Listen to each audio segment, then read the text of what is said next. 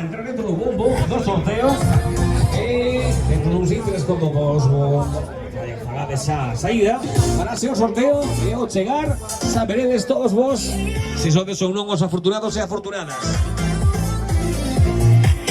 Queremos tamén dar moitas grazas, como non, a xente anónima que está nos axudando con esta marcha, ou esta cuarta vez de Ruta do Viño en o bolo.